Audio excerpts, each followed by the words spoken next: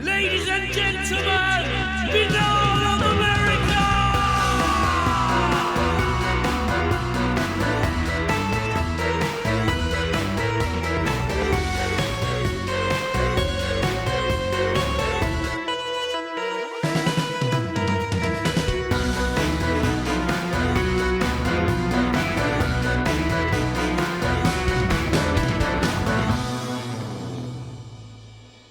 And now, ladies and gentlemen, your host, Tim Binnall. No commercials, no subscriptions, no network, no rules, and at the end of the day, my friends, no comparison.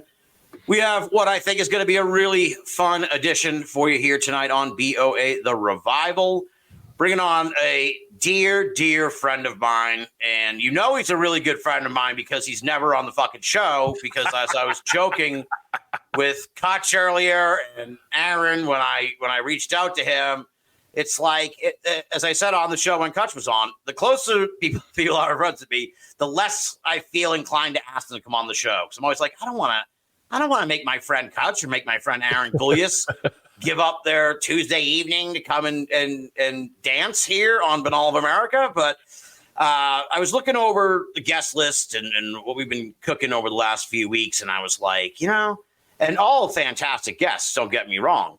But I'm like, we've been really in a crypto lane for the last few weeks. We've done 3 straight crypto zoological shows, and then prior to that, we did a lot of ghost stuff. And I'm like, we need more saucers. We need more UFOs. We need to get back to the land of the saucers. So immediately, light bulb went off, and I messaged Aaron. I'm like, I'm having a break glass moment, dude. I got to get you on the show.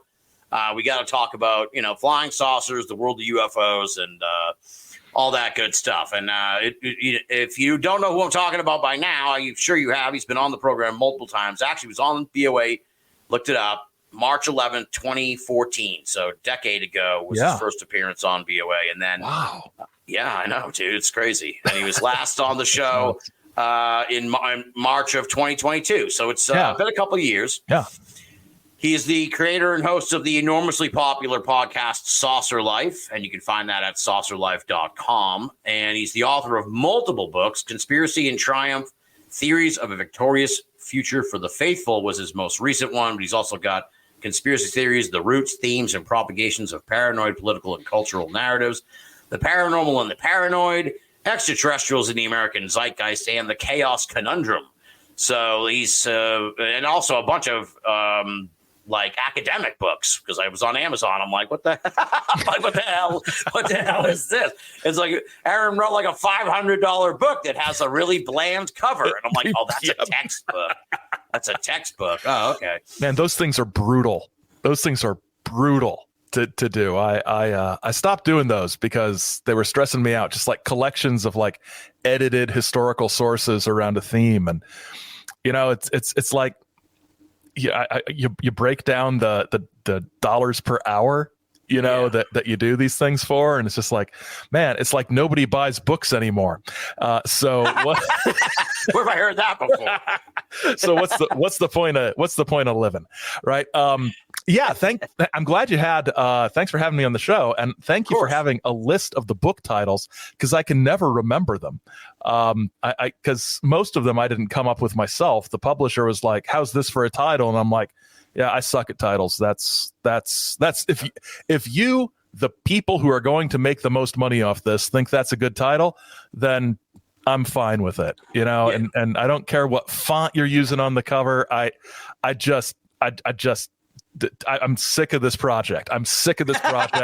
And don't want to, by the time things get around to publishing, I'm like, I have already put this out of my mind and never want to think about it again. Now, what's funny about books and the fact that I can't remember the names of the books I've written, I'm terrible at marketing, and I'm terrible at self-promotion. And I'm kind of the same way.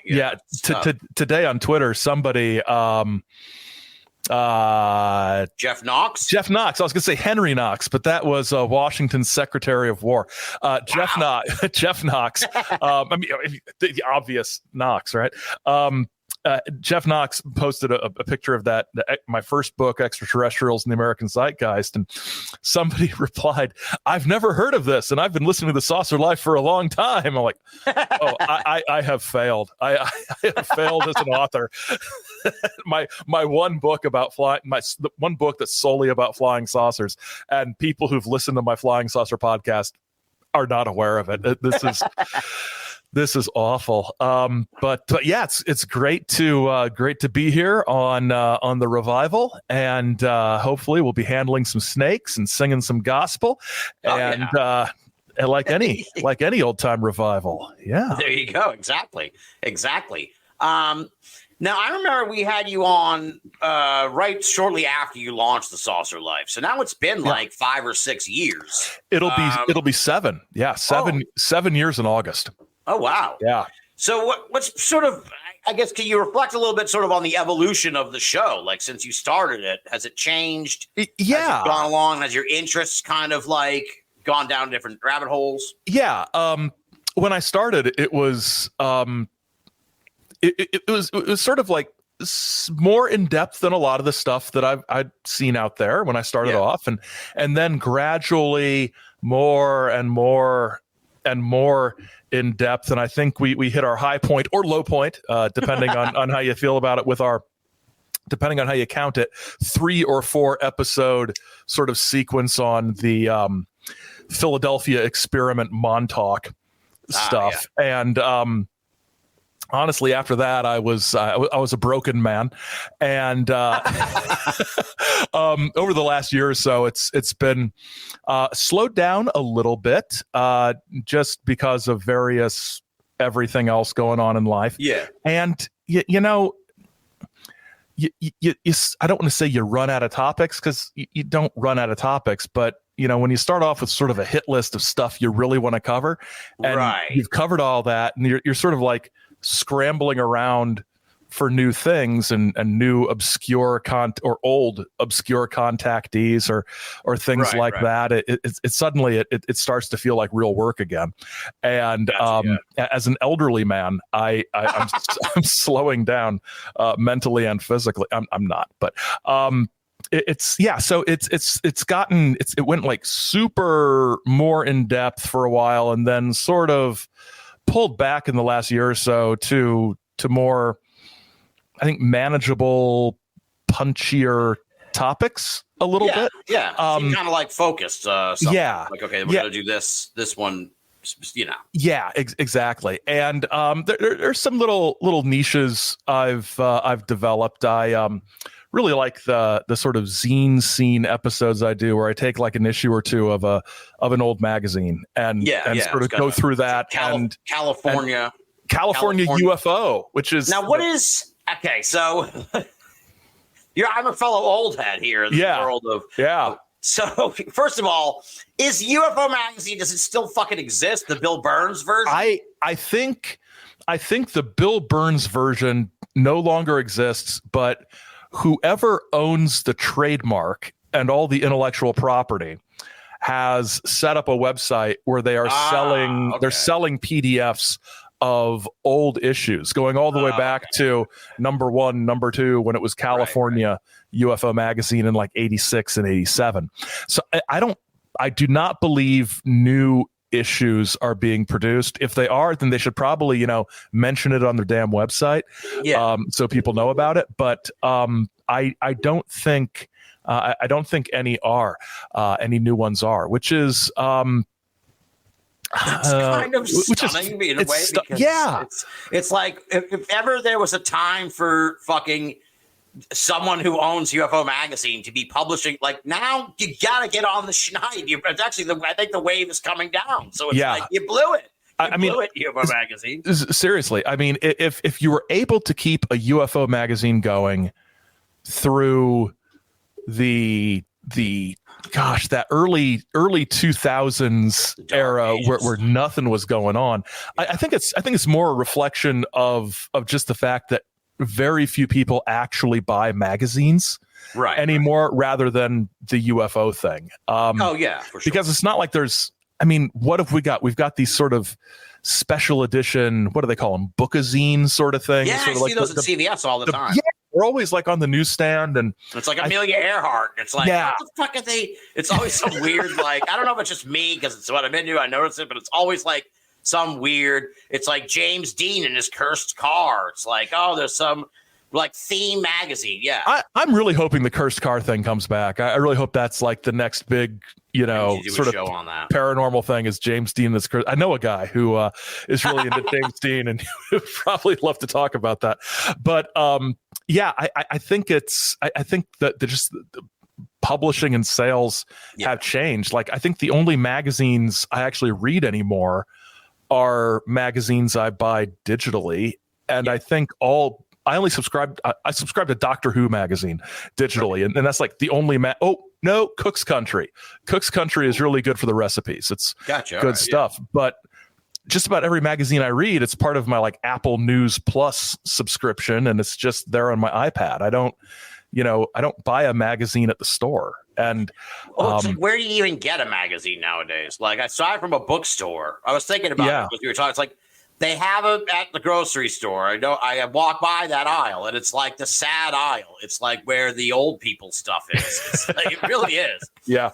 It's like large print shit, all like, large print clocks and I don't know, whatever, like canes and things like that. It's like, and magazines. Yeah. Okay. It's like a bunch of leftover, like, country cooking Christmas recipes, like leftover, and then like reading glasses and clearance reading glasses and clearance wine. It's like all that's in that aisle. And I remember, and a lot of listeners probably do too, is these stores when I especially when I lived in Indianapolis, fairly big city, and I'd go, and there these stores. It was like a newsstand. It's called like the newsstand or something like that, and it was a whole store with nothing but magazines. Yes, it was amazing. I mean, there were about 5-6 different UFO magazines there, like things that I've never heard of before or since. I've got like one issue of something called Cosmic Encounters, and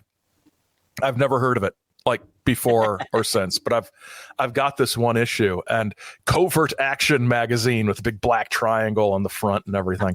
It was fun. I'm a magazine guy, just like I'm a TV guy more than a movie guy or a novel guy. I don't have the attention span for like a book or a movie, but you give me a magazine or a TV show, and that's fun. But UFO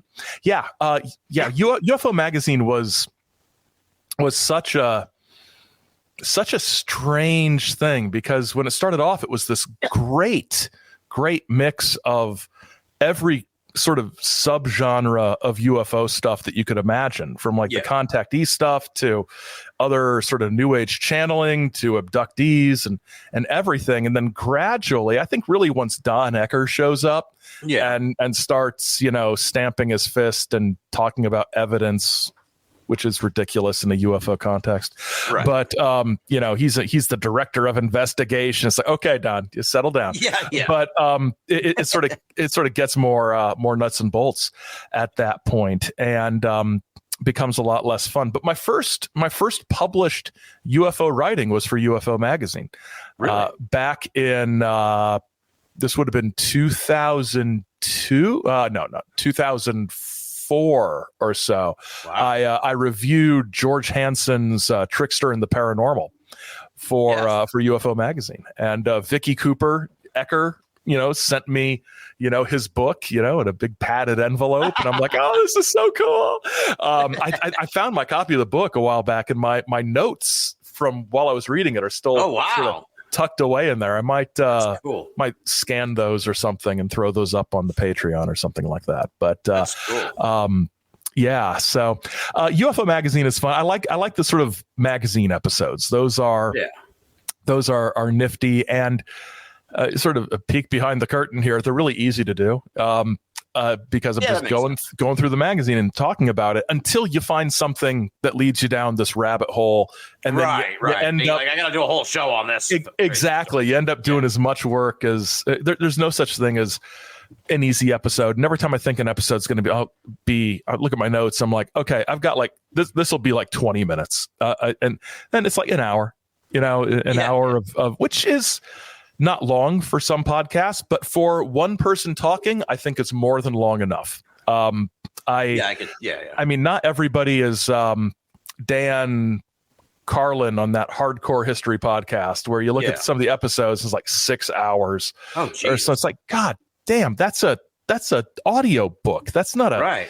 It's not a podcast. But I listened to it, and that was actually like my sort of inspiration for doing the Saucer Life, is like Dan Carlin's Hardcore History. It's like, I should do this, but with UFOs, and not 6 hours long.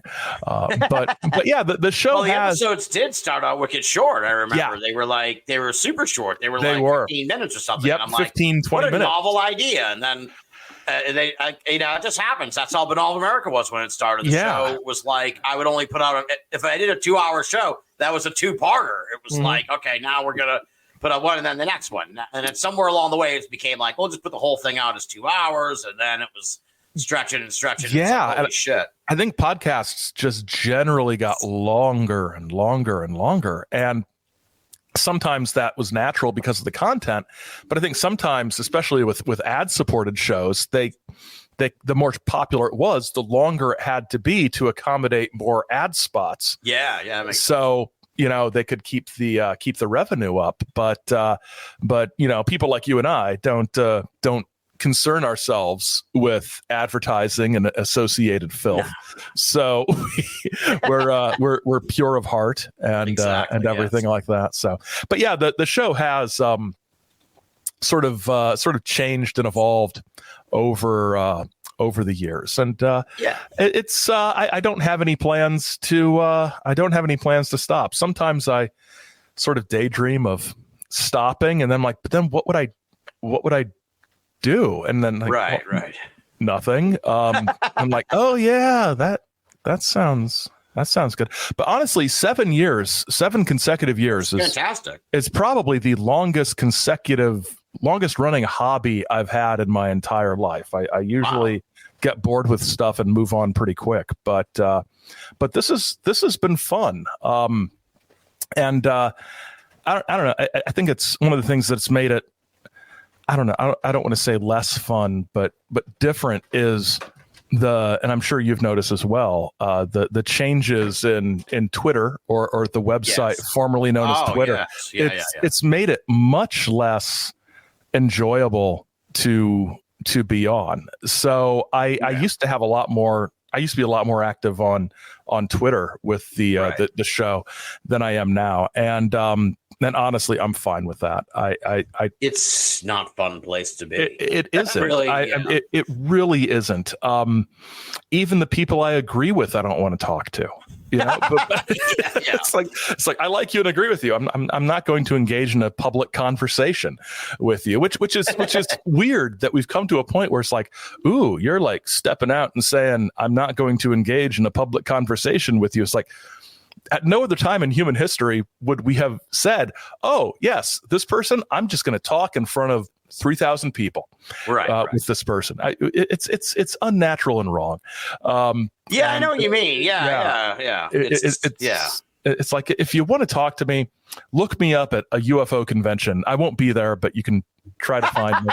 And if you can track me down, I shouldn't tell people to track me down in person, but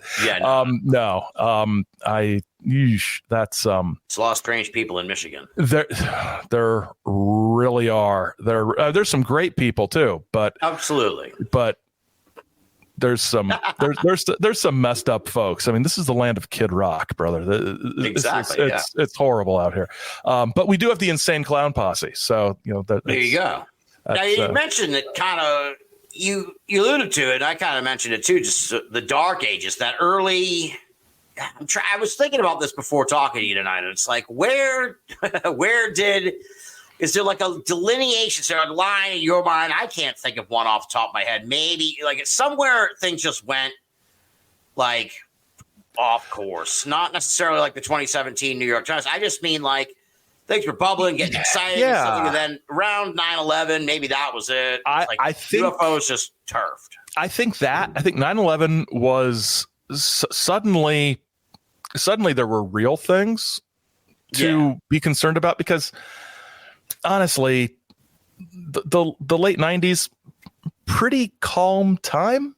Yeah. Things were really kind of bland. Cold War was in a lot over. of yeah, it was. I mean, Yeah. And we were kind of withdrawing geopolitically a little bit after the Bush administration and Somalia and all that. We sort of stepped back.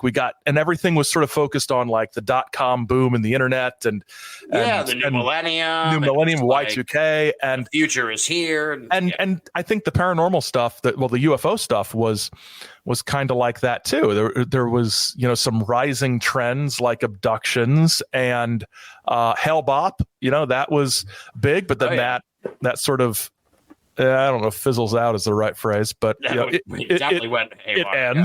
It ends. And then you had the Roswell 50th anniversary was a huge thing. So you had these huge sort of things, and then 9/11 hits, and ufology kind of, you've got the same people, the abduction people, your David Jacobses and such. They're just doing their same thing over and over and over. Right, again. yeah. But then you got like the Stephen Greers and the Michael Salas and the Richard Boylans, and they sort of see an opportunity to sort of push this exopolitics stuff. Right, and that was the buzzword. And that comes out, and man, for those of us who had been around before, it just seemed, to me, it just seemed so boring and derivative. It was just like, it was interesting in the sense that they took this, and in my most recent book, I sort of talk about this. They sort of take the UFO conspiracy idea and sort of tilt it towards this bright, hopeful future where there will be disclosure. We will get the benefits from all this technology and everything. But of course, you're waiting and waiting and waiting for that. But the sort of John Lear-esque dark side conspiracy cover-up stuff, you don't have a lot of it. And the biggest thing we have that sort of comes out is Serpo was around that time. Right. And I keep meaning to do an episode on Serpo, but it's just so convoluted and weird, and there's the original messages, and that was interesting, but then Richard Doty gets involved, and it's just a muddle, and it's nothing you can really. Here's the thing: in the 80s and in the 90s, if somebody said, well, what's the deal with UFOs, you could lay on them like an elevator pitch, right? Aliens are here doing genetic experiments on humans because they're going to control us. Or and they're going extinct, right? The aliens are going extinct, and they're interbreeding with us and creating hybrids. So you could lay down like there's reptoids under the hills of New Mexico. Eisenhower made a treaty with the aliens. Aliens crashed in Roswell. You could it was like bite-sized little chunks of sort of well-worn mythology. And you get into the exopolitics stuff, and it's like, well, according to political scientist Michael Salas, you've lost everybody right there. You start saying, according to political scientists, no, you need something. Aliens have a base in New Mexico. Right. Tell me more. Well, let me give you this Commander X book, and we'll talk about that. I think things got a little sort of up themselves, and sort of just bland and boring and very focused on talking to people who already knew the stuff. And sort of little in groups talking amongst themselves rather than like a big Geraldo special or something like UFO Cover Up Live and all of that stuff. What year was it? Probably like 2003, 2004. You had like the Peter Jennings special.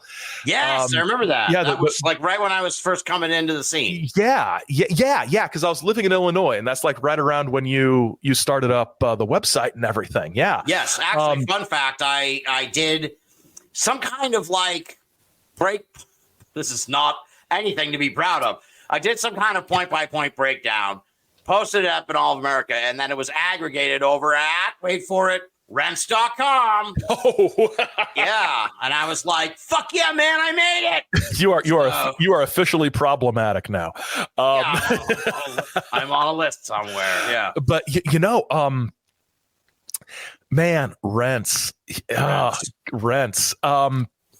I under a pseudonym, I did sign up for his archive for a month so I could download every episode going back to like 1994. The old shit was really good. It was awesome. And you can his later, Nazi-ishness, it wasn't really on display. You could catch a few little dog whistles here and there that in hindsight, he's talking about because he loves the music of Mario Lanza, which is just like super obscure. Yeah. Like bizarre. Like I've never even heard of this person. Yeah. And the thing is, like, for people who don't remember Rents, like it's, I'm sure the website's still there, but it's just it's like Drudge Report. It's like a long thing, but on the side, on the side, it's like this fucking loving tribute to Mario Lanza. It never made any sense at all whatsoever. It's like, Headline 1, how the lesser races are corrupting America. Headline 2, the golden voice of Mario Lanza rings through eternity or something. Yeah, it was so weird. Yeah, but there were little bits. Like he'd talk about like the old music, and it's not like that. And he'd say something that is coded as racist about rock music, it's like in hindsight, you look back, it's like, oh, he's always been like this. But when he was starting out, he was just like it was like a local Santa Barbara station because some of these old episodes have the commercials left in. And it's like for some like restaurant in Santa Barbara. It's like one of his ads. It closed like 30 years ago. Yeah, and it's hilarious. If I'm remembering right, it's like, come meet that special someone at Club Rendezvous or something. Oh, like Jesus. It's like the sleaziest thing. But then that right there should be, there's a saucer life for you. Just the commercials of Rents. Like it's just a glimpse back in time of what the kind of shit you'd hear when you were listening to Rents in the Bay Area. It's crazy. So like it started off, I don't know if Santa Barbara is a particularly neo-Nazi area, but I wouldn't think so. You're a local radio show. You're not going to be, having Ernst Zundel on or something like that. And then he became Sightings on the radio because that Sightings TV show, he was like affiliated with that. So somehow I never understood that. But it was sort of like they licensed the name to him, I think. Okay. I think that was the deal. And so he kept it very, very paranormal and UFO-ish during that. And then beginning in 2000, it's just the Jeff Rents show. And that's when he kind of cuts loose. And it's just, I remember going back to the site after a year or two of not paying attention to it. And I was just like, whoa, this is not anything but a lot of the UFO guys kept showing up because they'd showed up before. And where else could they go other than coast to coast? Like that was the thing. Yeah. Coast to coast was WWE.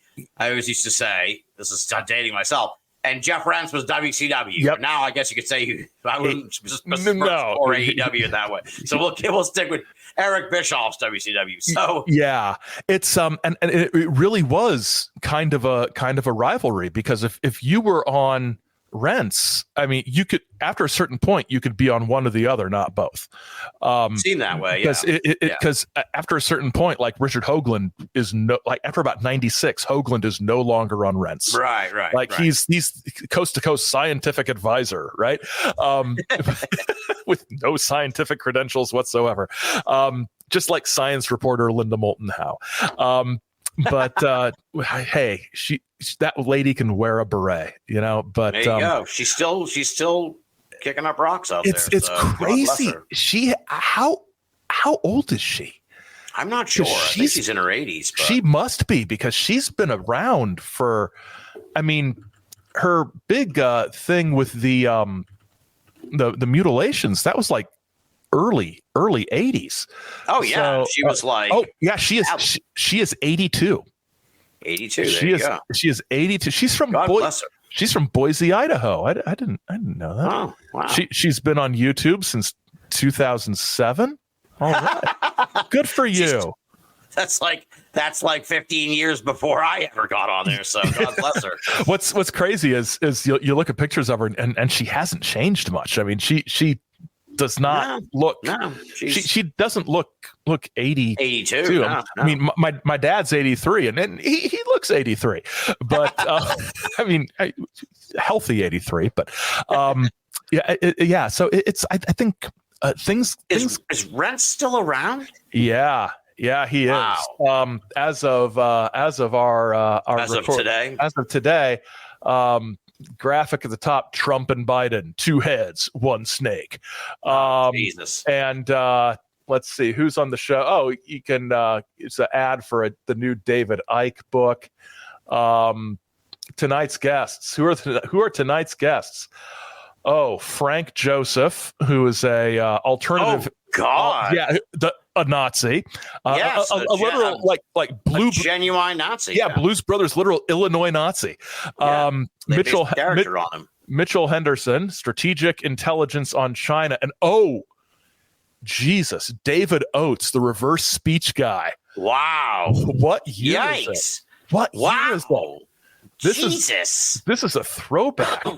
You know what? Oh my God! You know what I've been trying to find, and I haven't found all of them, but the whole saga of David Oates and that Robert Stevens guy and their whole lawsuit with Art Bell back in the late 90s. That whole saga, it's like most of the Art Bell lawsuit sagas I've got pretty straight in my head. But that one is that one's pretty convoluted because reverse speech is deeply stupid. And that guy really was like, he's like still around. He's still the reverse. It's like that's the thing in this weird field. Like if you get your funky niche, if you're like, a reverse speech or James Dean's cursed car, you can like make a career out of it. You just keep showing up every year or two to talk about your thing. Although that guy, I'm sure he plays shit backwards. So I'm going to play the latest. Yeah, I mean, as a host, it's like the easiest gig ever. Because it's like, okay, play your thing. What do you think it says? Oh, wow, hey, that's interesting. I can kind of hear it. Yeah. What's the next one? Yeah. My favorite thing about the Rent site, and favorite being in sarcasm quotes, was that that guy who did the art. Those horrible Photoshop images. David Dees. That was David Dees. And there was a whole like group on Reddit, just making fun of this guy's art. And that stuff was just so over the top and hilarious. And he died a few years ago. But the best thing was he had this whole story about how he was being targeted by the feds, of course. And they broke into his house and they stacked his tennis shoes on top of each other as a warning. It's just the most paranoid nonsense you can imagine. That's bizarre. Yeah. But Rents is still around with going. A bunch of water filters and organic coffee and looks like medical things that the Berkey water filter. Berkey water. I know people with a Berkey water filter. They're huge fans. I just buy my water in those jugs from Home Depot and put it on the thing. Gosh, yeah, and that's a blast from the past. I have a buddy I went to high school with. We reconnected when I got out of college. This was right at that time when I first got into this. He was into it too. And we still just laugh about Rents, the weird hair. He had a weird. It looks like a wig. Yeah. There was a psychic, Spivey, I think his name was. Yeah, Gary Spivey. He had Gary Spivey's. Yeah, he had Gary Spivey's white perm. It was like, what is with this? What is with this? I tried to get him on Middle of America, not Gary Spivey, Jeff Rents, way back in the day, but it never came about. He really is a man of mystery. I mean, he's extremely mysterious. There's not much out there. The most I've seen about him is that another crazy guy, Henry Macau, got into some feud with Rents over like the quality of and Rents rejected an article that he submitted, and it turned into this blood feud. And it was hilarious. I can't remember. It must have been, oh gosh, this must be like 15 years ago or so. But yes, I remember that. That was because he went down, he tracked down all of Rents's like 7 ex-wives or something. Oh shit. It was wild. No. It was crazy. And then Rents would sort of reply point by point to these attack articles. Yes, I vaguely kind of remember that. It's like, yes, the lunatics are eating each other. But he had a fault. Like, it's one of the other things about Rents was like he super platformed Alex Jones. Like Alex Jones was like he had like a sort of certain like a set rotation from what I can recall. This was like about 2003, about when I first was like listening, and I only listened to Rents for like maybe a year and a half, 2 years. Then I went on to make Binnall of America, so it was like I don't have time to listen to Rents anymore. But yeah, he had like the set guest, and Alex Jones was like, I think he was like a fucking weekly guest on Rents. Yeah, I think so. And then Alex went on to become a big star, you know, again, and using sarcasm quotes.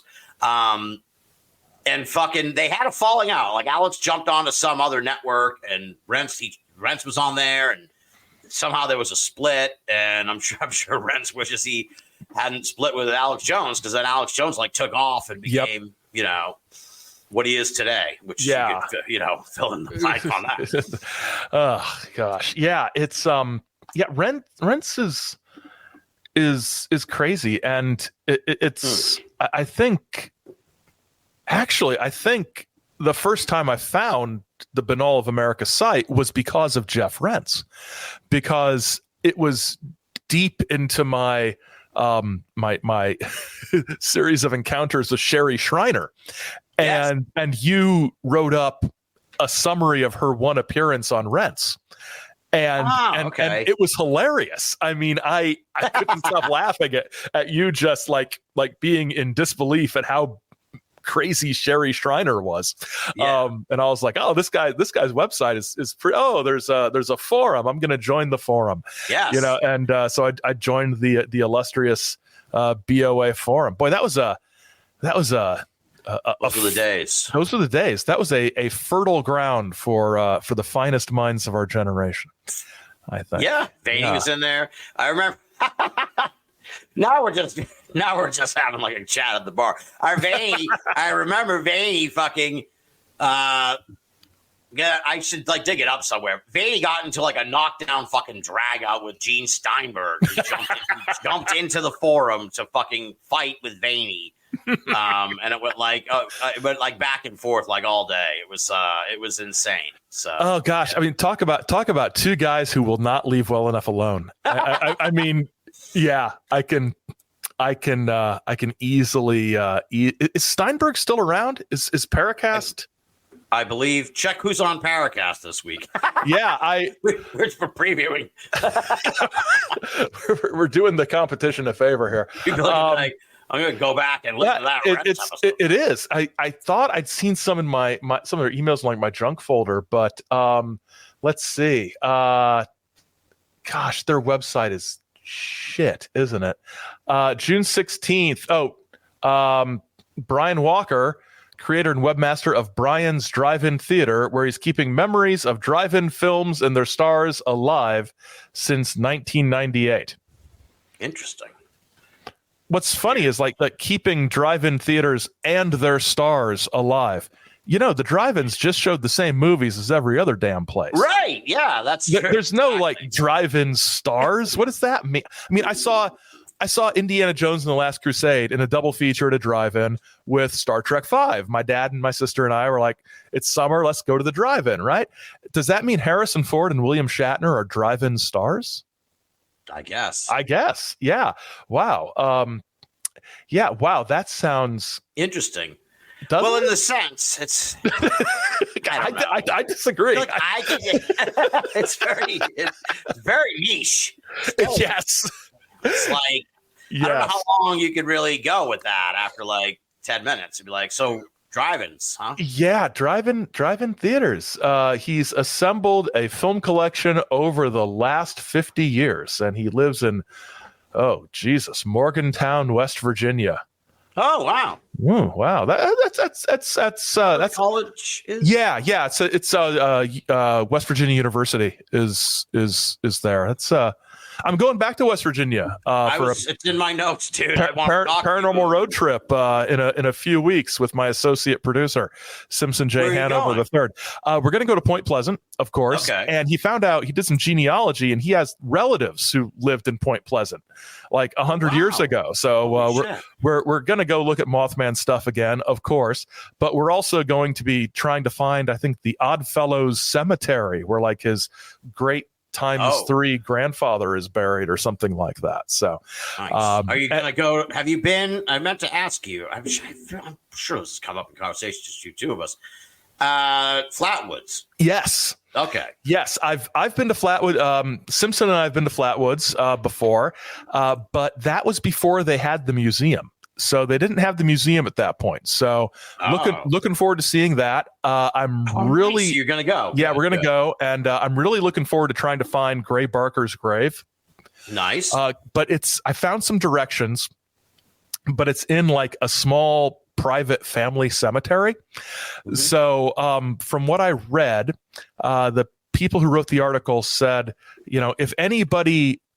if you see anybody, just tell them that you're there to see the cemetery and they won't bother you. So Jesus. I'm kind of glad not to be going by myself because I'm roaming the hills and trespassing, but I'm looking for a UFO guy's grave, Well, don't do that with Flatwoods, because we drove up, like, we got as close as we could, but it's like in someone's fucking backyard. Yeah. And it's like, you can't. That's what I've heard. Yeah. And I heard they're not like, I mean, we didn't even bother trying to ask. Like, I wouldn't want to. It didn't look like a pleasant neighborhood. Yeah, that's kind of how it was when I last year when I went to find Buck Nelson's ranch, where he had like the big UFO gatherings. Because I'd been talking to Michael Huntington, who's a Missouri guy, and he said, I know where it is, but it's. He said there's some dogs and it doesn't seem safe. And I'm like, it's like, oh, you think there's dogs? Ooh, no, there are dogs. I found it. I went to the archives at Missouri State Historical Society, and they had like some flyers and things from the conventions, and it had a map to Buck's place, and the roads were still the same. So I did find it, and it's like, there's not a dog. There were like at least half a dozen scary looking dogs. Jesus. Just like in the yard, in the road. My car was like, I was like, probably 100 yards from the place, and I start hearing these dogs. And God. It's like, okay, I'm not getting out of the car. This is, but I was able to get like a good sense of the land where all these people would have been camping and everything. But it and lots of signs about cameras and no trespassing and all. I got the impression that there had been people there before that had irritated them. I mean, would you want a bunch of UFO weirdos showing up at your house? Absolutely not. No. I mean, you'd call the cops pretty quickly. You will like the Flatwoods Museum. It's really cool. I liked it a lot. I like the Mothman Museum too. Yeah. West Virginia is a fantastic place for weirdness. It is. Something it special. It really is. It's a lot of fun. Last time Simpson and I went on a trip out there, we went to Kecksburg too. Nice. And the Kecksburg thing, they got the sort of statue of the Acorn, which kind of looks like a poo emoji and or a beehive, depending on how you look at it. But the Kecksburg gift shop, we were like, ooh, let's go check that out. And we walk in, and it's one of these small town, it's in the back room of one of these small town bars where there's no windows, and you have to ring in because it's like one of these private club things. It's like a county ordinance that you have to pay a membership to drink, And so they buzz us in, and we walk in, and everybody just turns and looks at us, and we're like, we're here for the gift shop. And so the the lady behind the bar, she was nice and lets us in, and we buy some stickers and shot glasses, Kecksburg shot glasses and things like that. No, that kind of stuff is so cool and so fun. Yeah. When I was on that show with Jack and Erica's show, Expanding Frontiers, a few weeks ago, they were asking me about, going to conventions and stuff. And I'm like, I like the festivals a lot. These unique little festivals pop up.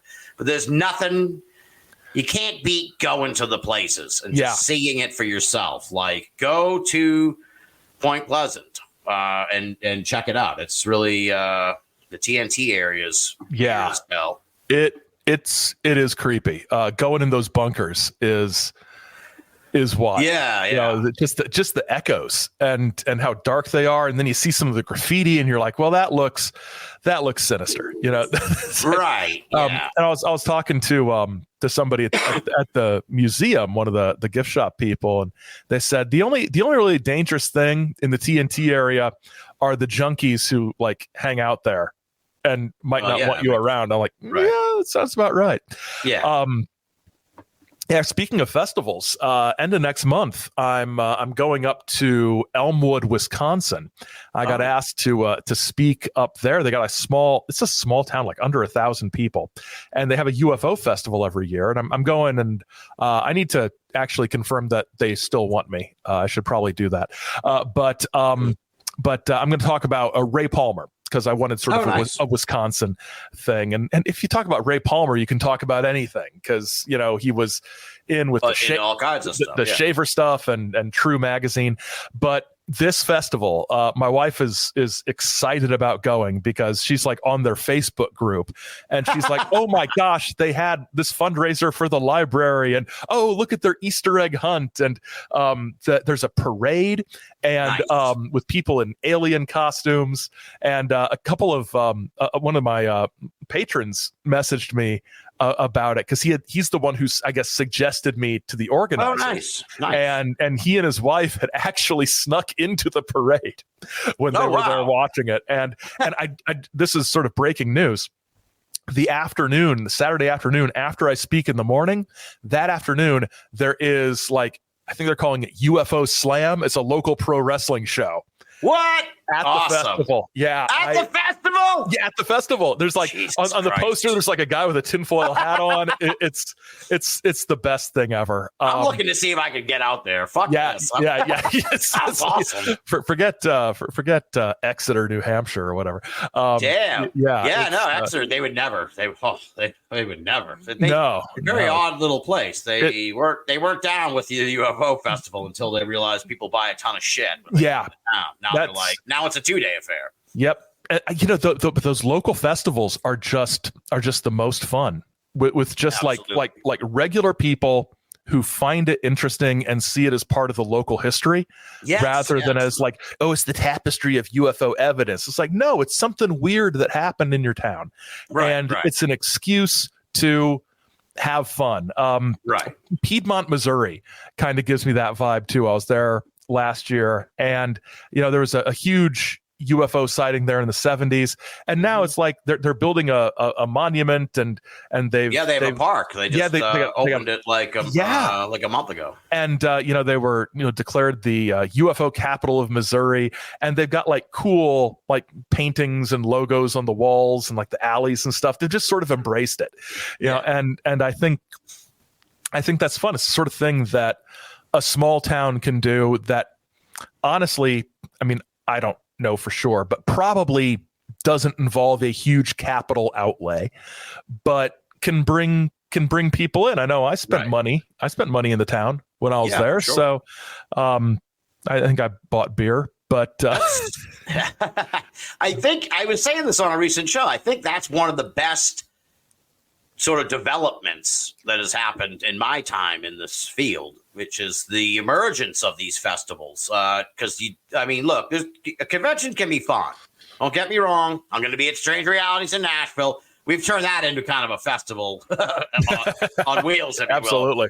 But it's but the idea of everyone going to the Radisson Ballroom and spending the afternoon inside, I think that's just dying out. I think it's just kind of not going to be a thing, except for the ones that are like super huge, like MUFON and Contact in the Desert.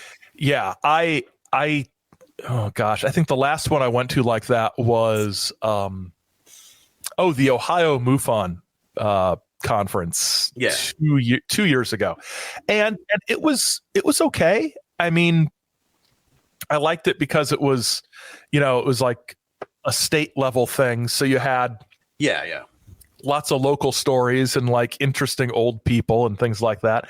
But then you had like the MUFON national director, I forget what his name is, but he gave his presentation, and it's like all about, congressional hearings and their database system. And I'm like, God, this is, why did I not skip this talk to get lunch? Because this is awful.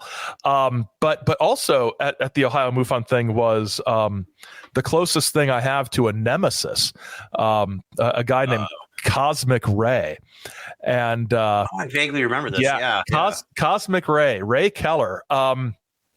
He's not really my nemesis. He seems like a pretty sweet old guy. But I did an episode on these two contactees, the Mitchell sisters.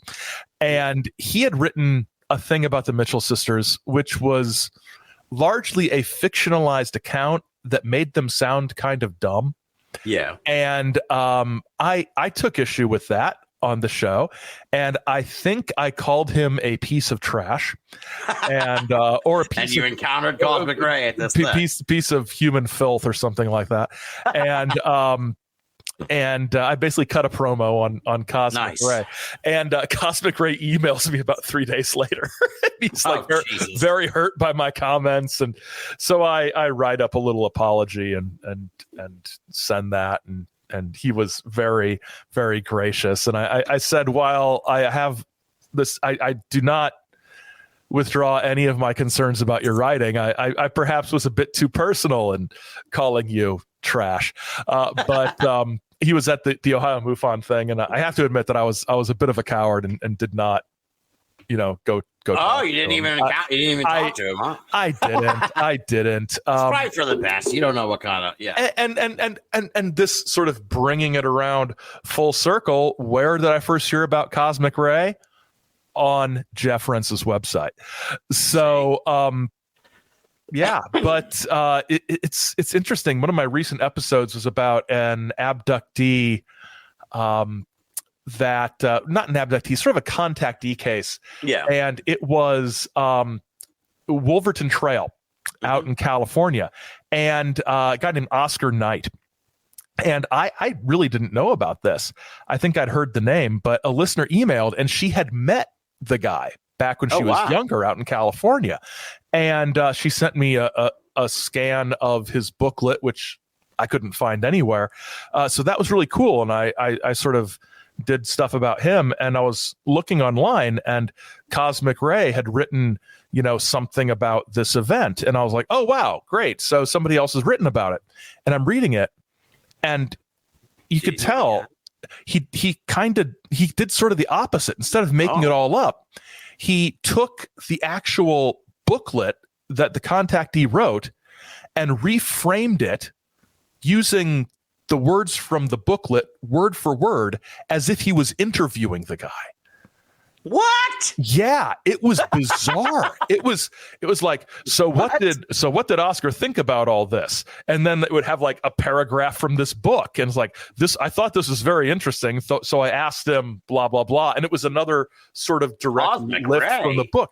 It was, man, Cosmic Ray he's a menace.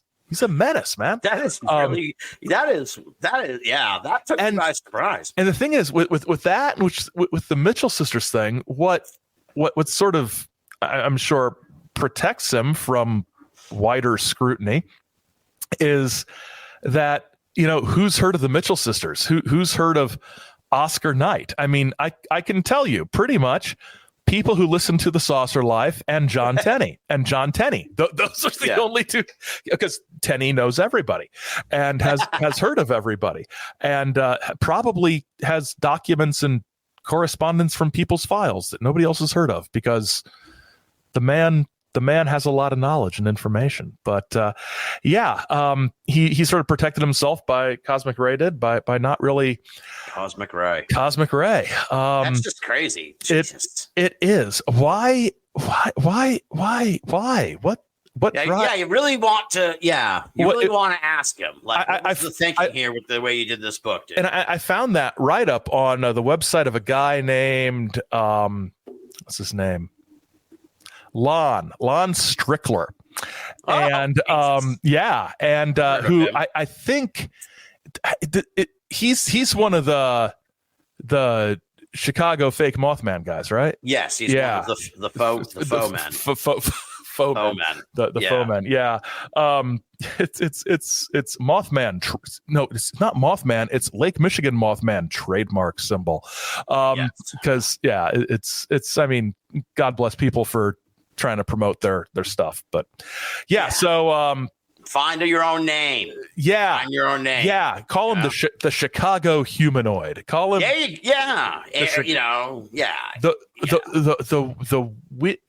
The winged windy city wonder. You know how? Boom. Yes. Alliteration. Yeah. You've done it all without treading on sacred Mothman ground. Yeah. It's like, I have a very, as you know, I have a very big problem with the franchising of Mothman. It's like, look, that's just the Mothman. That's just the one case. That's it. It's almost as infuriating as every UFO thing being the fill in the blank Roswell. Yes. Oh, it's the Indiana Roswell. It's the Kitchener, Ontario Roswell. It's the village you never heard of in Nova Scotia Roswell. You know, no, it's not. It's its own thing. Roswell, it's its own thing. You know, I don't want to get all persnickety, but I mean, I know why they do it because, you know, people have heard of Mothman and nobody's heard of your shit. So you call it Mothman. People will listen if I say it's Mothman. Right. Like, but then they stop listening because they realize it ain't Mothman. It's not Mothman. It's like, wait, when are we getting to the Mothman part? It's like, no, this is Mothman. This is Mothman. How's it connected to Mothman? They kind of look alike. Somebody saw something that, if you squint, kind of looks like a Mothman. It's like, is that like the pig man in Seinfeld? You know, exactly. Yeah. We need to bring back the Windy City winged weirdo or whatever. Yeah. Winged wonder, winged weirdo. Yeah. Exactly. Come we should on. trademark that, put out a book. But when you go to Flatwoods now, I don't know if you're aware of this. So you go to the Flatwoods Museum, like you could literally and I'm like the worst in terrible shape. I could literally throw a rock and hit the West Virginia Bigfoot Museum. Really? Yeah. So you'll be able to double dip on weird museums. That is wild. Yeah. You know, the last time Simpson and I were at Flatwoods, we actually went to the volunteer fire department because they have the Flatwoods Monster on their trucks. Oh, wow. And we talked to the guy, really, really great guy. He sold us a couple T-shirts with like their fire department logo and like then the big Mothman or Flatwoods Monster painting on the back of the shirt. And one thing that Simpson and I have run into each in our own respective towns that we live in is when we wear these shirts, because on the front, it just has like the fire department logo. People are like, oh, are you a fireman?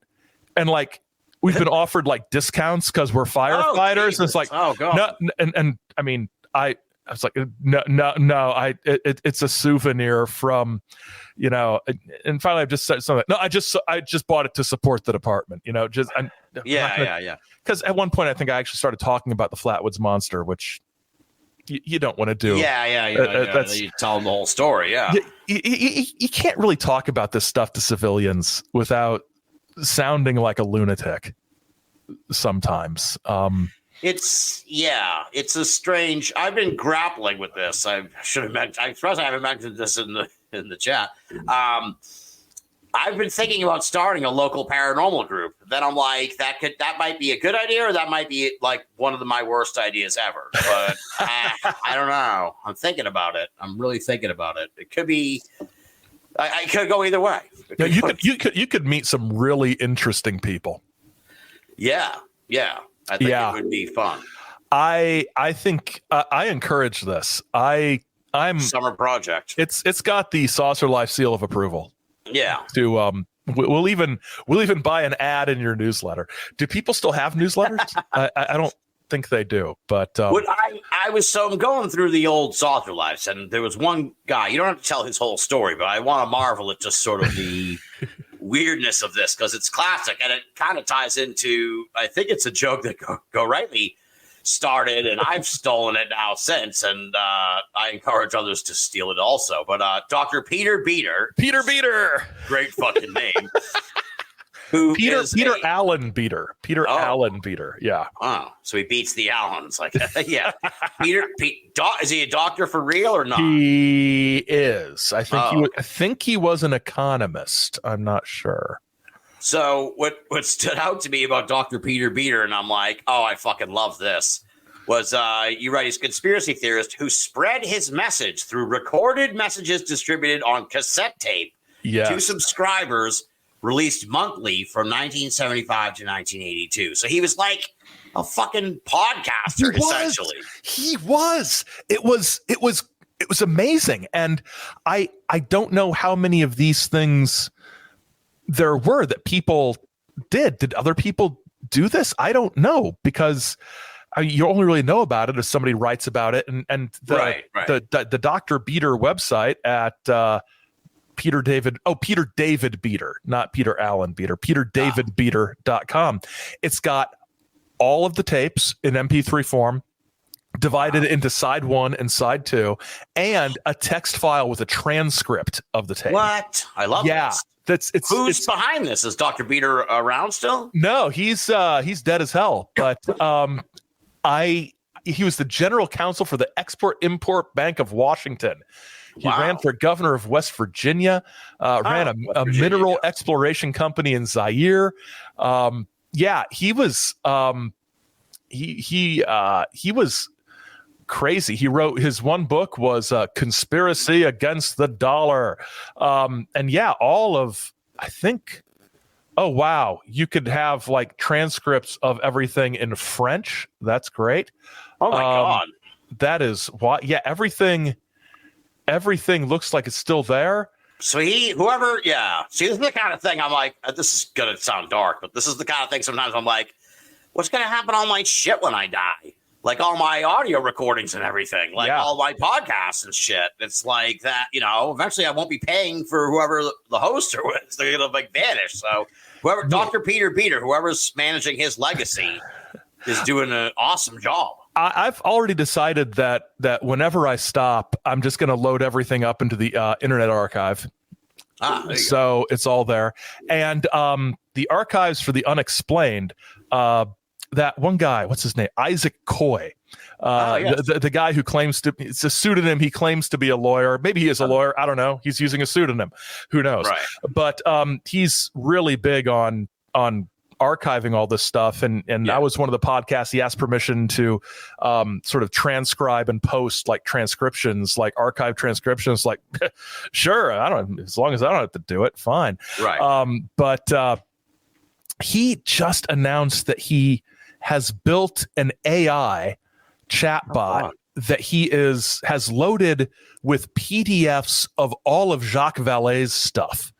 So you can have a conversation with a chatbot, and it's like having a conversation with Jacques Vallée, except what I thought was it's not like having a conversation with Jacques Vallée. It's like having a conversation with the chatbot that's read all of Jacques Vallée's stuff, which is not the same thing, because, people's opinions change over time. And maybe the chatbot, he didn't release the chatbot. He released screenshots of him talking to the chatbot at this point, which all one, reserve judgment about the content, and two, reserve judgment about the use of creating a Dr. Vallée chatbot.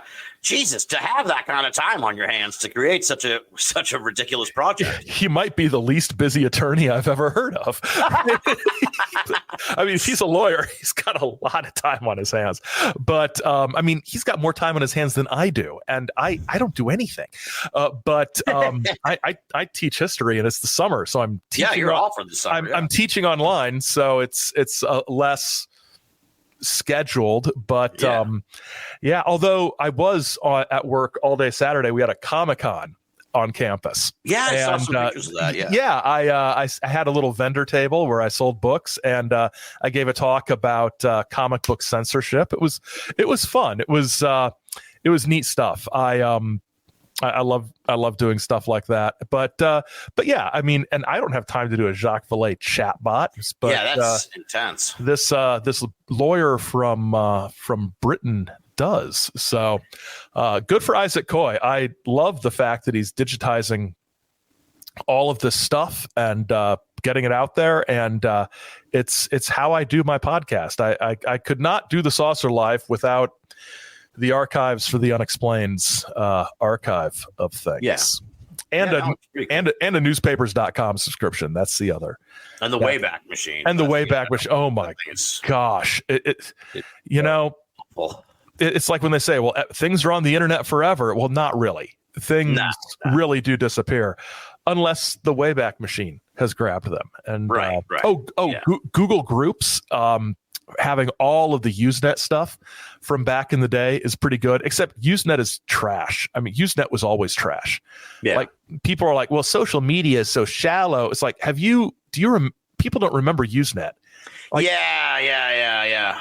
Like alt alien visitors was just like pointless flame wars. It was just right. I mean, it was juvenile and entertaining, but I mean, yeah, it was like Reddit before without any moderators. It was very like very, and I actually quite like Reddit nowadays because it's like if you stay in your niche, you can. There's like Twitter. We were talking about how it sucks so bad. Like if there's breaking news, I go to fucking Reddit to make sure it's actually genuine. Like, or follow whatever's unfolding as it happens or whatever. Because it's like Twitter, you're just gonna get shit. Yes, and I got fooled by Twitter today. And really? I think you were one of the people I sent the link about Noam Chomsky dying. And I sent it to another friend of mine. I texted her and she texted back. It was a story. It's like, apparently he's not dead. Like, story, wife denies Chomsky is dead or something. So it's like, I got caught. And so she made fun of me. But it's like, I was like, I got fooled by Twitter. She's like, yeah, I've heard that's a problem. I'm like, yeah. Yeah, it is. It's pretty. There were some good ridiculous. Some good jokes. So I got fooled by the funny comment about Noam Chomsky's death. Noam Chomsky. Man, he's one of those guys where I'm constantly surprised he's still alive.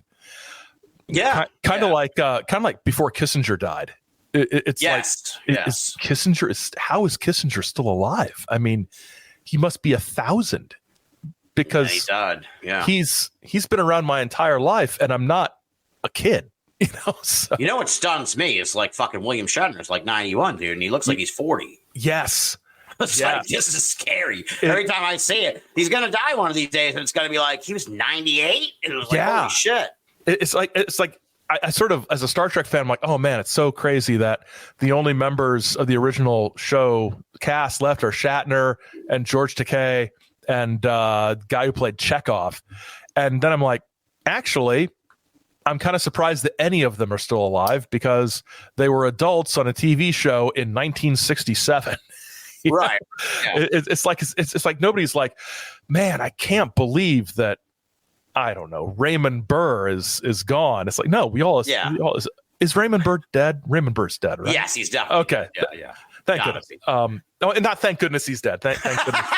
We're gonna get letters from the Burr family. The Burr estate has issued an injunction about this episode. So I look forward to seeing what you write as the sort of summary or pitch for this episode because it's basically just like us talking, which waxing nostalgic about waxing nostalgic. I remember how Usenet wasn't as good as some of these kids think it was. I was a gopher man. That was the real internet. You haven't lived till you found JPEGs of Terry Hatcher on an Archie search. You probably never got on Prodigy. You haven't waited 90 minutes to download a grainy picture of Courtney Cox. You haven't lived. It's exactly. Yeah, Exactly. kids these days with their broadband. Well, I'm sure people ask you this in a sense, but like, what's your take on the fucking current scene? I mean, I think we kind of know each other. We know each other's take in general, but for the people at home, we've kind of traced this, the dark days, as we said. Yeah. And I think we both kind of came into the scene, in a sense, publicly at least, like around that time when the dark days. So we've watched this happen. And what I was thinking about today, as I said, I was thinking about this sort of line of thought, was that it's just like all the old timers, like you said, they were doing the same shit, and then they just died out, unfortunately, or just got too old to really do the circuit, and then the circuit shrank too, as we've said here with these festivals, and then all of a sudden 2017 and the UAP era kicks off. Yeah, the sort of false dawn of Tom DeLonge as our savior. It's like, you got Big Lou, you got Little Lou, you got Lululemon, you all got kinds of characters, all kinds of characters. Well, what's interesting around. to me too is like, this is hard to like kind of articulate. I guess as wrestling fans, maybe it makes sense, but it's like just the explosion in new characters that all of a sudden popped in the last like 5 years or whatever. And it's like, I knew all the characters. Yeah. Now it's a whole new season of UFOs, but now it's called UAPs, and you got to keep track of Ross Coulthart. And I refuse to keep track of Ross Coulthart. Yeah. David Grush. And Lou Elizondo and the guy from Blink 82. And it's like, what the fuck, dude? These people weren't even a part of the show. No. They weren't a part of these cousin Olivers. Yeah. Are all over my I was going to say it's Coy and Vance. It's that season of Dukes and Hazzard where Bo and Luke weren't on it, right? It's like, who are these clowns? And they're not saying anything new. And then they it's like, oh, wow, you're like, have you heard of this Robert Bigelow guy? Oh, wow. It's like, have you heard of Russell Targ? It's like, yeah, I heard about Russell Targ back when I was in high school. Like, settle down. It's and then it's like, oh my gosh, you're a UFO gatekeeper. It's like, I'm not a gatekeeper. I'm just saying that what you are excited about is stuff that we found exciting 30 years ago. Right. And now we don't, because it's the same thing. It's like we're trying to warn you. In a sense, I've got like work friends who will, whenever there's one of these UFO stories that breaks, they'll text me all excited, and I'm like, oh yeah, yeah, no. Honestly, I'm mostly interested in contactees from 1957. Yeah, there's no aliens. I mean, if they show me the aliens, that's dynamite. Yeah, it's your catchphrase, right? But the current scene, is it not so fucking boring? It is dull. It is so dull, and it's like it's like monkey's paw. It's like, you got your fucking disclosure. As much as they're going to give you, they give you a bunch. Like, they're talking about it on the news, and the president talks about it and shit, or the felon who wants to be president talks about it. I don't think Joe Biden. Logan Paul and Donald Trump are out there talking about. Oh, good, yeah. Now we're in good shape. Yeah. So it's like, you got your disclosure, but it's like monkey's paw. It's like, it's actually really fucking boring, and it consists of like these horrible military reports that are like riddled with acronyms and it's just so boring. It's boring. It's not fun. It's the personalities involved are nobody I can see myself being entertained by for any length of time. I mean, can anybody honestly tell me that they were entertained watching like Grush testify about stuff that he never saw? Yeah, but that people told him about. I mean, that's. I mean, I just don't care. I just don't care, and it's not interesting, and it's not. It's so stage managed. It's like press releases and tweets and congressional testimony, and none of this is is interesting. No, I mean, right. Well, there's been this change in the audience in a way. Maybe it's a new audience, but it's like back in the day, like people would, if they were into UFOs, they would very often like do shit, but like you go investigate stuff or be part of UFO clubs and circuits and MUFON and APRO and all the different ones and all that and investigate. And it's like no one's doing that anymore. The audience is reactionary. They just react to the latest chapter in this reality show that is disclosure that they're not really active participants in. Yeah, and they don't. And this is sort of my old man yells at cloud routine, but like UFO stuff and conspiracy stuff more generally. Back in the day, people who were interested in it, no matter how, I don't want to say dumb, but dumb they were generally at least trying to read books about stuff and reading a bunch of stuff and writing and conversing and putting together pieces. And now you've got people who watch a 20-minute YouTube video. Right. And it's like, oh my gosh, I know all about the Illuminati now. Have you heard about the Illuminati? Right, it's like, right. Oh, you read like something about Adam Weishaupt? It's like, no, well, I think they mentioned a guy, but they're everywhere and birds aren't real. You know, it's like, it's like a lot of things. As the internet democratizes information, but at the same time, it's sort of digesting it into little bite-sized chunks, which is good. I mean, broadly, it's good, but it also means that the barrier to entry to some of these topics is much lower than it used to be in a way. So there's more people interested, which means there's more people talking, which means there's more noise compared to signal. So it's difficult to get good stuff. And one thing I was just thinking is that back in this would have been 97. It was my junior year of college.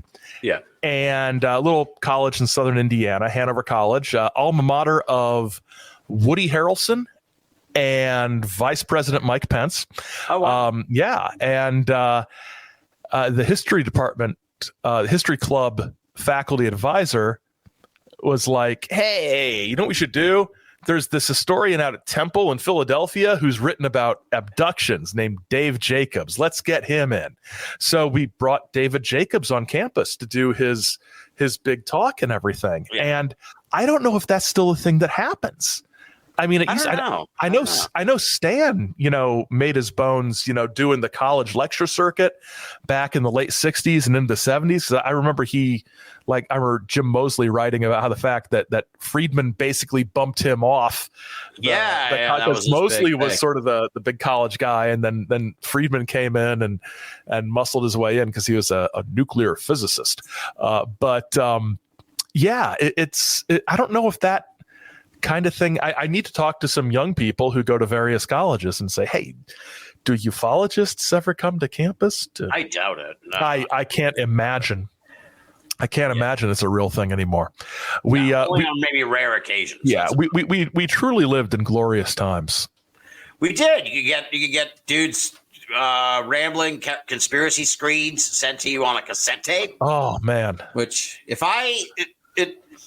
see how times have changed. It's like I would do that for Binnall America, but it sounds like an enormous pain in the ass. Like I don't even know how I would take an MP3 and then get it all back onto a fucking a little cassette. And then I could do it, but just like the costs of mailing it out would be a hassle. I did record one episode of The Saucer Life on cassette, like no digital editing. I used cassettes, like an array of cassette recorders and mixing boards to record the episode, and then I just digitized it because it was like an 80s thing. So it's like, well, for the 80s, I'm going to record it, and it didn't sound appreciate. I mean, if somebody were to say, "I don't think you really did this on cassette," I mean, I wouldn't. I mean, I could show them pictures of a cassette recorder, but I couldn't really, prove it.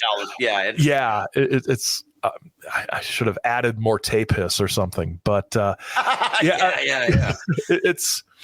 it's interesting how much things have changed in just the last 10 years. I think social media and YouTube. I mean, I think the internet was a huge change for the paranormal and everything, but the internet in general and the web as it was just sort of cut down on the time between transmission and reception, right? Instead of mailing stuff out, you could email stuff out. But it was you get on these email lists, and it's basically just email newsletters or like regular newsletters, only faster. But then you get social media and YouTube, and I assume now TikTok. I have never messed with TikTok. It's awful. I mean, like most people of middle age, anything I see from TikTok, I see a month later on Instagram, right? Exactly. It's or like on the news or whatever. Eventually it filters down to people like me. But I don't feel like I'm missing out. My wife was reading some book from the library. It had a sticker on the front that said popular TikTok author. And I'm like, what does that mean? I mean, I don't necessarily want to see video of an author. What it's like, unless they're typing, I mean, it's like, get back to work. Why are you on TikTok? You should be writing another book. Writing your book. Yeah. It's like, you say you're a writer. What are you doing here on the internet? But I don't know. Yeah, I mean, things have changed so much. And it is, I think that whatever the algorithm part of it is, or companies, they started like synthesizing like how you got information and shit. And that fucked it all up. And then it was like also this never ending like dopamine. Fucking everything has like a like or an approve or a boost, and it's like you need that fix. It's like that's kind of why I dip out of social media pretty much, because it's like I got enough shit trying to get my dopamine. I don't need any more. That's what alcohol is for, folks. Some beer. There you go. It really is kind of it affects your brain. It's like, logging in. Oh, anybody like this? Anybody like this? Anybody like this? It's like, oh, who liked it? Oh, they liked it, but they're an idiot. I don't want them liking it. Right. Why did you like this post? You suck. Like, what am I doing wrong that this person liked my stuff? That's unless they're giving me money, then I love them. Well, it's very much become something where. I think, like you said, the biggest thing is like the whole algorithm thing, like presenting to you what the machine thinks you should see or that you want to see. And that's the biggest, most jarring change for me is just this growing realization that no matter what settings I mess with, I'm not going to see things from actual people I know. I'm going to see ads and other things that it has sensed me talking about or reading about elsewhere on the internet. It's really weird. Yeah, that's so creepy. I hate that. It's like I'm looking on Amazon for something, and I go into Facebook, and here's 15 ads for like similar products, and it's like, well, I'm glad you think I need to buy razors from all of these companies, but I'm good, thanks. It's troubling, and I do worry about people who've grown up with nothing but this, who don't. Yeah, I mean, it'll be interesting. Who don't remember a time when the internet was this amazing place where you went and got stuff rather than having stuff pushed at you. Well, I saw a great picture somebody posted. It was like essentially like an old timey, like not old timey, but like a desk from like the 90s with a fucking old time computer on it. Yeah. And it was like, this is where you used to go to get on the internet. Yep. And then then when you were done being on the fucking internet, you got off the fucking internet and you like got on with your life. Yep. And now it's like, now you're just in the fucking in the ether, man. You're in the matrix, full time, and it's crazy. I kind of miss some aspects of that whole. I am going to the internet and I am logging on with my modem and I'm going to check my email and look at some stuff, and then I log off and I go hang out with people or watch TV, right, or read a book or whatever. I've tried. This is not paranormal at all, but I've been messing with my phone a lot the last year or so, just trying to get it to where like my phone doesn't shove things at me. It's like it tells me if stuff's there, but I don't have it buzzing constantly all the time. And I will check my email, my work email, a few times in the morning, a few times in the afternoon. I've have it set up so if my boss is trying to get a hold of me, that's instant, because of course, it's my boss. I was on vacation in South Dakota, and I was standing in the middle of a pasture in the middle of a prairie dog town, and my phone rings and it's my boss, and I'm like, do I answer this? And like, yes, I answer it, and I tell her, hi, if I drop the call, it's because I'm on vacation in South Dakota. There you go. Yeah. And she's like, oh my gosh, you didn't have to talk to me. I'm like, no, honestly, it's fine. It's just, Yes. what do you need, ma'am? But the other person I could have shoved it off on was even further away.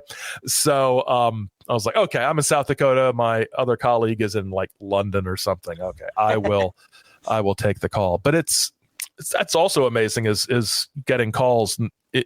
Yes. Yeah. It's a strange world, and I think our generation, we Gen Xers are, you're Gen Xer ish. Yeah, late, right? I think. Late, yeah. How old are you? So. 79. Okay, yeah. My wife is 78, so that's so sort of right like late Gen X and not quite millennial. And of course, you're an East Coaster, so the trends hit quicker in the East Coast. So you're. And I thought about this. It's like, okay, so they say these are the years for these so-called generations, which is just marketing bullshit, right? It's not like a law of nature. But, where do the trends hit? And if you're in the Midwest, the trends are hitting later, depending on where you are. So you got to adjust those dates for. But if you were born in '79, you're a Gen Xer. But I think we're the most ideal generation because we remember the old stuff, yes, the before times, but where we were young enough when it all hit that we're comfortable with it and everything, Right? So, yeah, we watched it. We had to learn it as it came along. Yeah, it's not like we're boomers getting a call from the elderly relative. It's like, well, I gave Microsoft my bank account information, but my computer is still locked up. It's like, oh my God, what have you done? Yeah. But man, it's a different world, and I think the UFO stuff has kind of reflected that. I mean, there's I think the stuff happening right now, it's the millennial Zoomer ufology. It's TikTok, it's Twitter, it's YouTube, it's instant, knowledge coming at you and the algorithm feeding your interests and all that cycling together. And at the other end, there's boomer ufology. And I saw on Facebook somebody posted, I think Michael Huntington posted or shared some post from the I forget the guy. He's out in the Southwest somewhere. He's building some UFO archive. I can't remember his name, I know what you mean. He got all the APRO stuff. He's the guy from Ohio. I can't remember his name, but he donated all his papers to this guy, and so they were all not Cosmic Ray. I hope not Cosmic Ray. But the guy who was in Cleveland, he organized the conference every year from like the 60s onward, pals with Mosley. You'd know him if I knew what to tell you his name was. But they were all sort of posing there with this giant like shipping container full of documents. And I'm just like, oh, that is history right there. That is, these are, because we just lost Bruce Maccabee. recently. Yes, we did. And Stan passed away about 5 years ago last week, I think. 5 years already. Yeah. Wow. Yeah. Yeah, it's and we've lost Mosley and Tim Beckley. Tim Beckley was you don't get more entertaining than Tim Beckley with all of his wild. He was great. Loved that guy. And I when I was a kid, I'd be flipping through magazines and tabloids while my mom was shopping and all the Commander X stuff, and it was I mean that was formative. You know, Tim Beckley stuff was formative.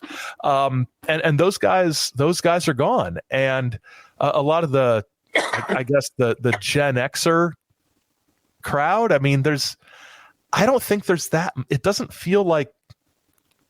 Well, that's kind of, that's kind of an interesting development in a way. I mean, because it was like that. It was the guys, there was certainly like a significant generational difference in those old guys. And there really didn't seem to be a lot of people that came along after them. No. And so that's how we end up with all these new characters. Cause it's like, they're replacing these boomer folks. Yeah. And it's like, aside from like Nick Pope, Rich Dolan, those Nick Redfern, if he's still around these days, I think he went back to England. I don't know if he's retired or what, but those were like those three guys. I think when I came in were like the closest to my age to sort of Gen X ufology. And looking around now, I think there's not a lot of Gen X ufology people. I think there's more Generation X people who take a broader view of everything.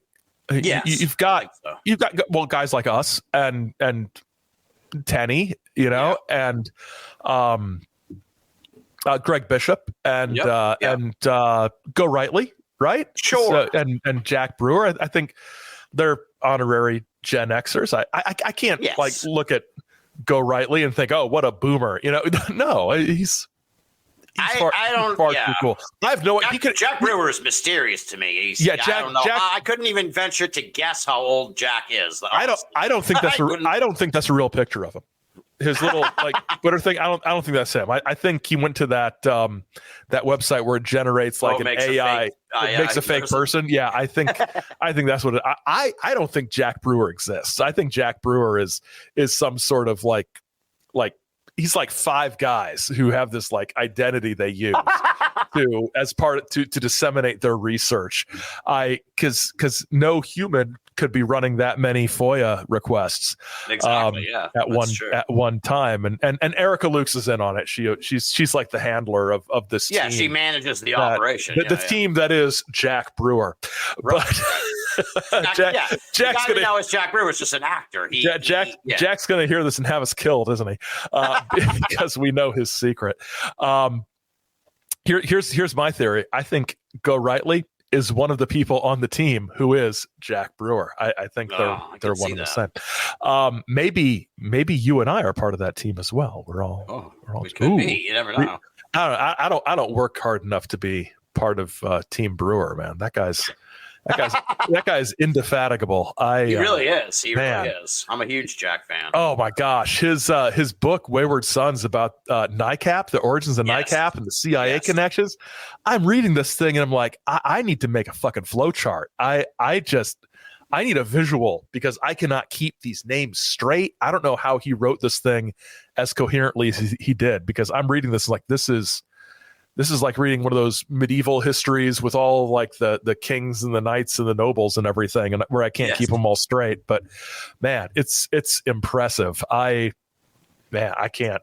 Yeah, I'm a huge Jack fan. He does. What I like about Jack is he's like just the facts. Yeah, he just wants the facts, and he's not like flashy or like really kind of like an asshole about it. He's just like, hey, can you back that up with any documents or anything? Yep. And the best thing is, and if I were to submit an official request for records, would those records back up anything you're saying? Right. then he gets them and he's got the receipts, and you know, it's he's like saying that like as his fingers are on the keyboard. Like, yeah, it's like send, you know, it's just he's and his and Erica's show where they interview people. That's such good stuff. Oh, it's fantastic. I mean, they had freaking Martin Cannon on there. Martin Cannon. He's been an international man of mystery since the whole controllers thing back in the day, and he's reached out to me a couple times when some of my content has touched on things he had knowledge about, and just one of those fascinating people. And it feels like, here's the thing about modern ufology and whatever.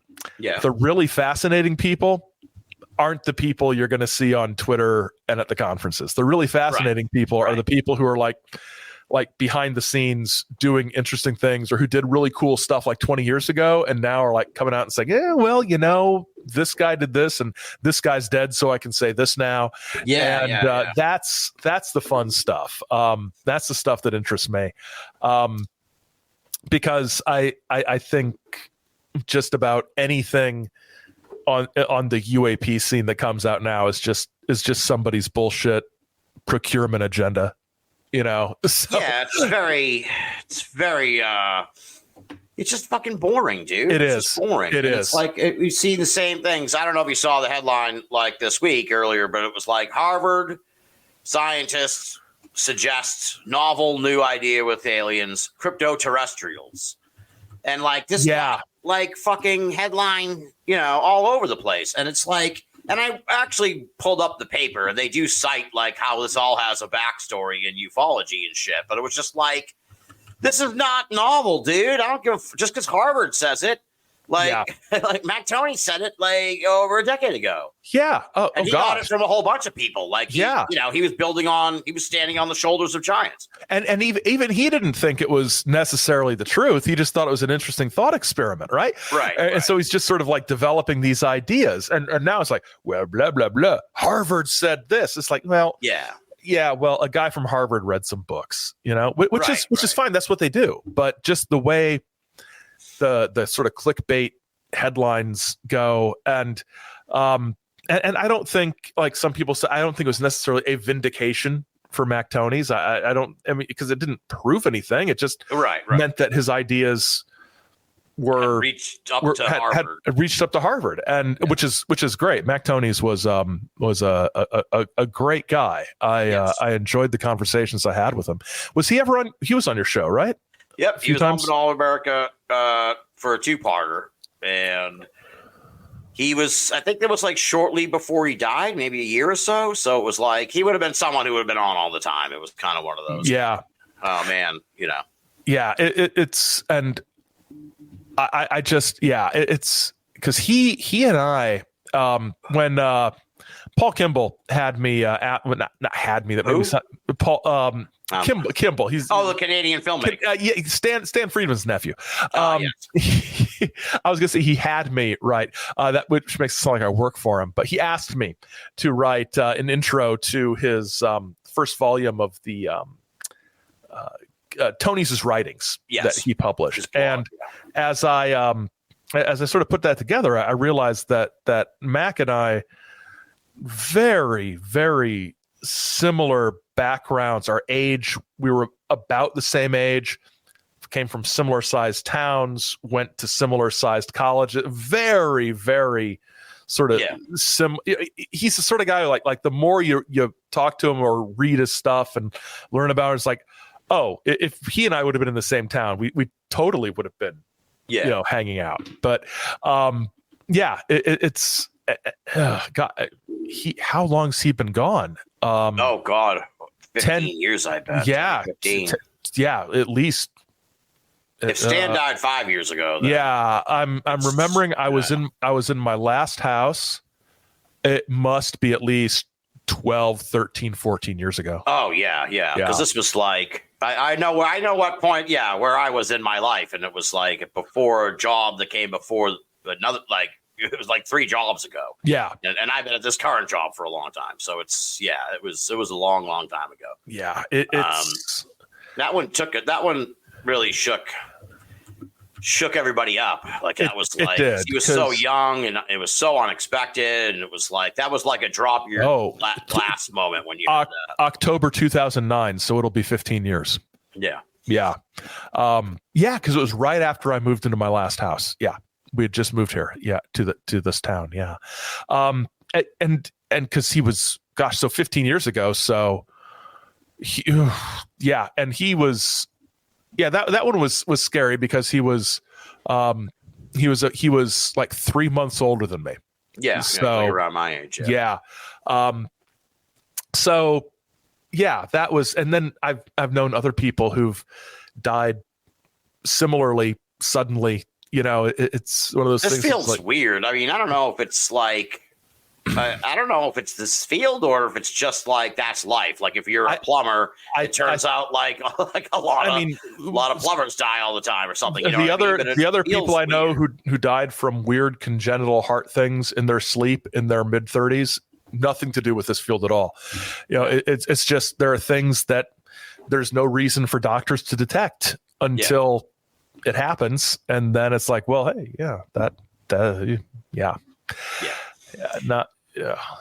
Well, anyway, it's how do we get on that? I don't know. Harvard talking about the crypto to West. Yes, that was that. Wheels. To West Wheels. The quip. Yes. I'm hunting crypto to West Wheels. Yeah. So one of the things I really want to talk to you about, and we've exchanged messages about it in the past, and I think I may have even talked about it with you at Strange Realities, but definitely not on the show because it happened after you were on the show last, was the Jeopardy appearance. Oh, you were on Jeopardy twice, actually. Yes, but I lost twice. Not many people can say that.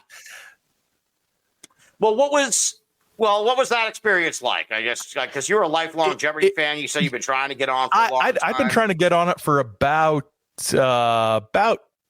about 15 years. I'd had about 3 auditions before I got picked from the contestant pool to go, and both times I was there, it was during COVID, so wow. It was a hassle and not like the typical experience.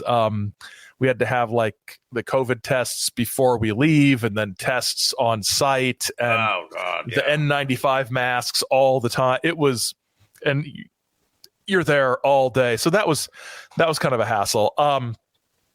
But it was crazy. It was fun. My first time, we walk in and they say, "Well, this is Ryan Long. He's a 6-time champion," and we're all like, "Oh, it's going to be one of those weeks of our," because they tape a whole week in a day. Yeah. And so we're like, "Oh, it's going to be one of those weeks where the guy just like plows through everybody," and we're like, "Yeah." And then they randomly choose like who goes in which spot, and I ended up going last. So it was the Friday show, and this poor guy was exhausted, right? Because he'd had 4 games of Jeopardy before he gets to me.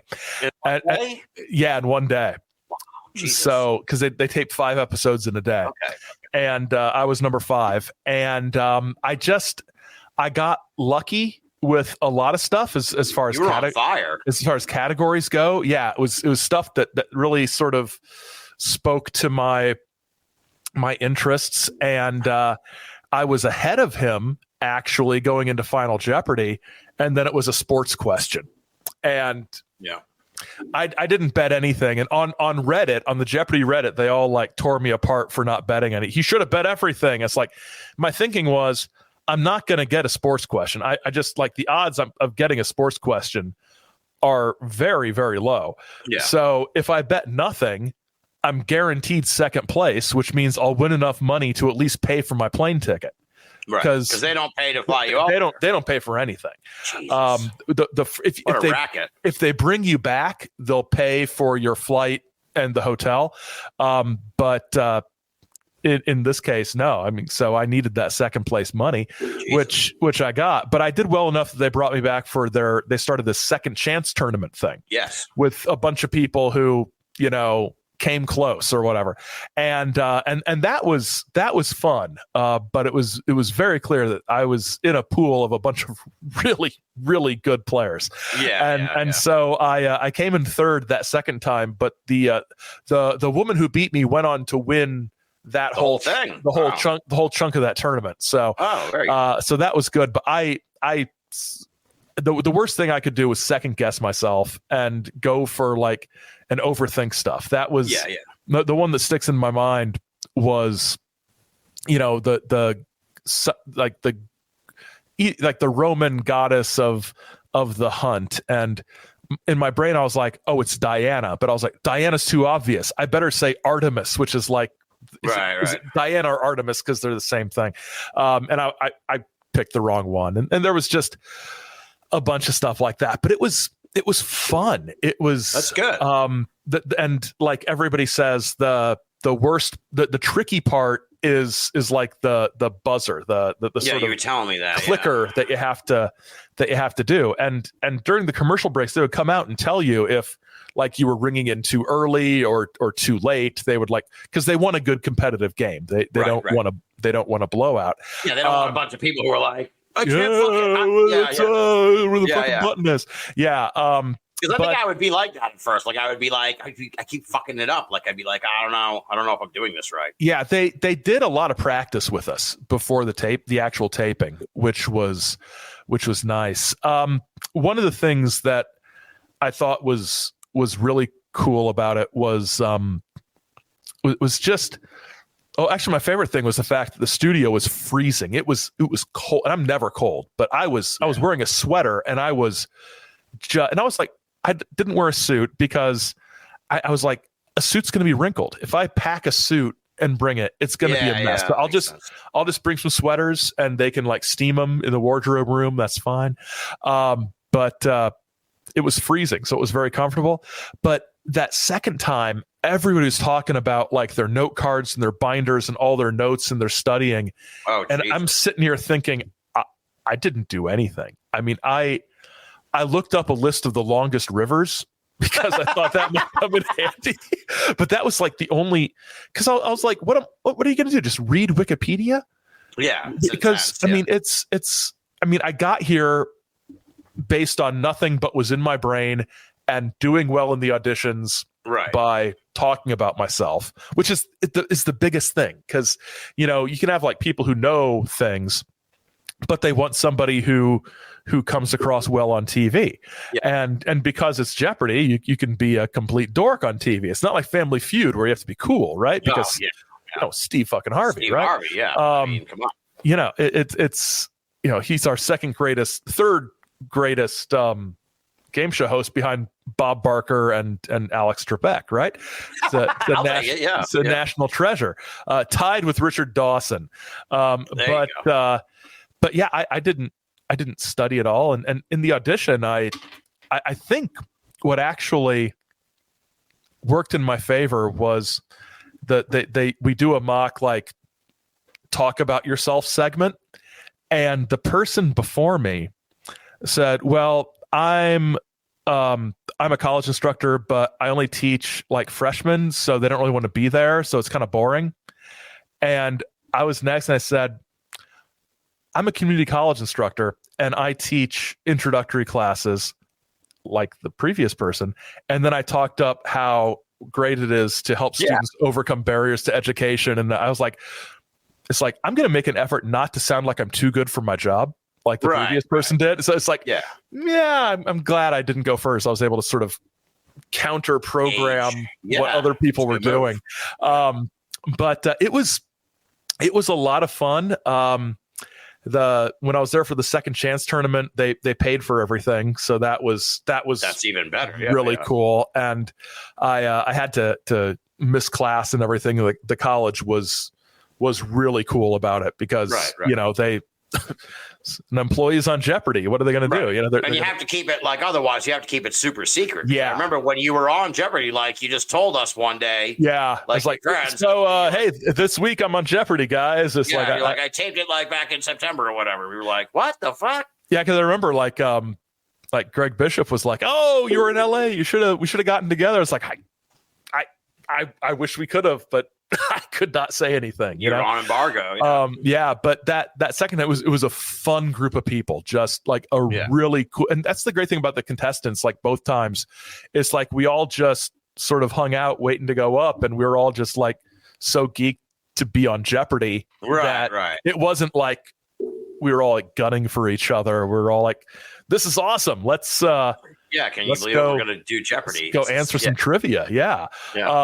And we had the funniest thing was the hotel they put us up in Culver City was where all the Munchkins stayed. Oh wow! When they were filming The Wizard of Oz, and the historical markers talked about like Munchkin orgies, like these orgies that the Munchkin actors had, and so we were just like dying talking about Munchkin orgies the whole day, which was fun. Sounds awesome, dude. It was a great experience, and the worst part about it was having to file a California tax return because California actually has a game show tax.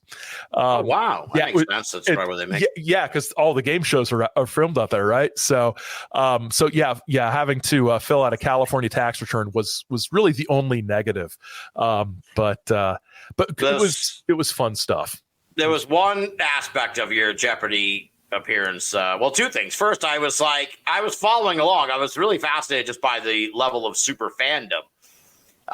So it's like, I'm sure you would have liked to have won, but like, as these people go along, the fans become more and more like obsessed with these people. Yeah. And just even your initial one-off appearance before you were going to come back, I remember like a Twitter account or something where it's like, they rate like the outfits. Of there's like a Twitter wardrobe account that. Yeah, I'm like, I'm sorry, it's just a sweater. They were very. I think they were very positive. Yeah, about your sweater, they liked the sweater. Yeah, but that was I thought that was really interesting. And the other thing that was maybe one of the greatest videos I've ever seen in my entire life. Okay, and I got to find if this is online. And I think you recall this video. This is for.